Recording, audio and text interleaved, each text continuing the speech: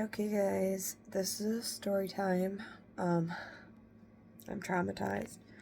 This happened maybe I don't know, a couple weeks ago. It was a really important Friday for me. I had 6 days off after, but I had to work back-to-back doubles. I don't know. I was really excited for this Friday and for it to just be a normal day and a normal shift. I don't know, at work. I work in a restaurant. Always busy, always crazy, Anyway, my commute is not that bad. Drive about 3 miles to work. No big deal. There's a train. There's some lights I hate, but whatever. And I get to work. Again, 3 miles, okay? Not just down the street, but 3 miles. And so I get out of my car. I start at 9. And it's about 8:55, 8:56, whatever. I get out of my car and I hear this horrible noise. And my car's off, I don't know, it sounded like an animal, okay? It was a cat, okay? It was just this low, it's so embarrassing. I don't even want to, do the impression of the cat, but it was the sound of a cat in distress. And I'm a big animal person. I love animals, especially cats. I don't know. So, if there was, a hurt cat around, I wanted to know. And, I didn't, hit a bump, so I know, I didn't run over the cat. I looked under my car, didn't see a cat, whatever, but it's still just yowling, making the worst noises ever. And, my coworkers' cars are parked next to me. I have to start work in 5 minutes. What the, it's my last day before a 6-day vacation. I just can't, So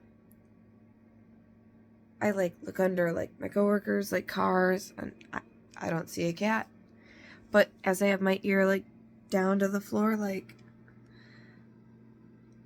it's coming from my hood. You cannot make this shit up. They always say oh, tap your wheel wells, whatever, but it's summer. It's not this happened I don't know, maybe May 16th or something like that. It's not winter. This has never happened to me before. I don't know. Anyway, this cat, there is a cat under my hood. Just, it's yowling, and I all of a sudden just start to fucking panic. I just can't, the guilt and the feelings just wash over me. The fact that there is a freaking cat, a living cat under my hood, not in my trunk, not up in my wheel well, but in my fucking hood, okay? And I don't know if any of you guys have ever heard or ever felt panic like this, but you forget everything. I could not remember how to pop the hood of my car, okay? Meanwhile, it's already 80 degrees outside. It's heating up, it's getting warm. Again, I'm late for work, okay? And I call my manager, and my manager doesn't answer.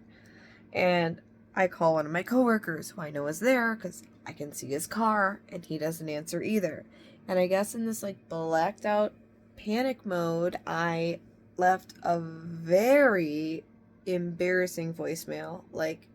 I will get the audio for you guys and play it eventually because it is like the worst thing, but so freaking funny, but also terrible, but so funny. So I forget everything. Okay, I cannot remember how to pop my hood. So I have my purse, I have my hat, like I have all my shit like ready for work. And I just like chuck it onto the ground. Like I've tried calling, I've tried texting, like no one is coming to help me. And so I was like, okay, if I'm going to save this cat, I have to do it on my own. And I got my shit together and I like went into like the passenger seat of my car and I found the little handle and I popped my hood. Okay, I am not a brave person. I really like, I am not that brave. And to open my hood, I have to slide my hand in, like under my hood, like grab a little latch, like lift the hatch, lift everything up, blah, blah, blah. This is like a wild animal. This is like a feral cat, okay? Like, I don't know, like, what the fuck this thing is gonna do to me. Like, I was having like so many like thoughts and feelings. I'm like, okay, if I open the hood, if I like put my hand under there and the cat like fucking bites me or scratches me or whatever, I have to go to the fucking hospital and get a freaking rabies shot. Like, but like at the other end, like I couldn't just leave it in my car. Like, I'm a decent person. Like, I wasn't just gonna like leave this cat in my car to fucking heat to death. And then what? I just have to deal with a dead fucking cat carcass later? Like, no, absolutely not. So I was like, I like looked up to the heavens. I'm like, please do not let this cat rip me to fucking shreds. I slide my hand under my hood, grab my little thingy-majiggy, and pop my hood up. And I look, and like in my wheel well is just this giant blob of like white and orange fur. And I am just in total shock and disbelief. Like, I cannot believe this is happening right now. And I am afraid that this thing is fucked up. Like, what if it's cut? What if it's bloody? What if it's hurt? Like, I couldn't handle that. Like, I'm having a full-blown panic attack, like, just trying to open my hood. Like, anyway, I'm staring, and the cat just pops its head out, and there's just this cat chilling on my engine. And this cat, like, he's fine.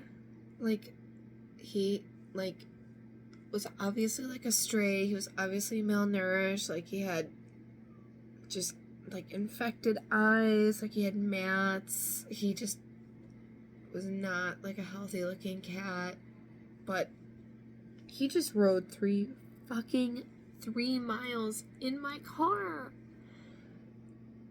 It was crazy. So, at this point, I am like so late for work and I still haven't heard back from any of my coworkers.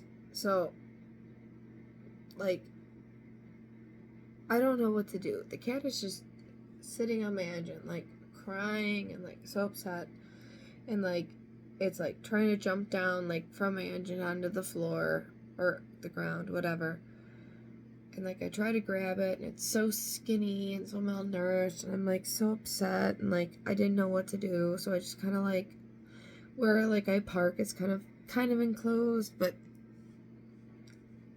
not super enclosed, but decently enclosed, where, like, I felt comfortable enough to, like, let this cat, like, kind of roam, and, like, I run to, like, my back door, my work, and I buzz the buzzer, and, my coworkers open the door, and I'm like, what the fuck? I'm like, you guys are useless. Like, I needed you, and, like, no one was here. No one was answering. I'm like, I have a situation. I need everybody to come outside right now. And I'm like, there's a cat under my car, and, like, at this point, like, I'm sweating, and I'm panicked. I've got cat hair all over my shirt, because I try to, like, wrangle the cat, like, while he was, like, jumping off my engine, and, like, he, like, scratched me, and I'm all scratched up. I'm late. Like, it's a whole fucking thing. And so I get, 2 guy coworkers and my manager, who's a girl, like, to come out with me. And they all think I'm crazy. Like, that's the worst part. Like, they thought that this was just maybe some, like, elaborate ruse, like, give me an excuse for being late, but I am not kidding you. Like, it was real. And, like, they're like, Maggie, like, we don't see a cat, we don't hear a cat. I'm like, the cat is here. And then all of a sudden, like, they hear the cat, like, like, making these horrible noises. And we see the cat, like, running along, the fence or whatever of, like, the enclosed parking lot that we have at my work. And my coworker's like, holy shit, like, there is a cat. I'm like, and I am in hysterics at this point, okay? Like, this is too much for me. Like, I'm just trying to go to work. I'm just trying to vibe. Like, this is my last day before vacation. Like, I just wanted a chill day. No.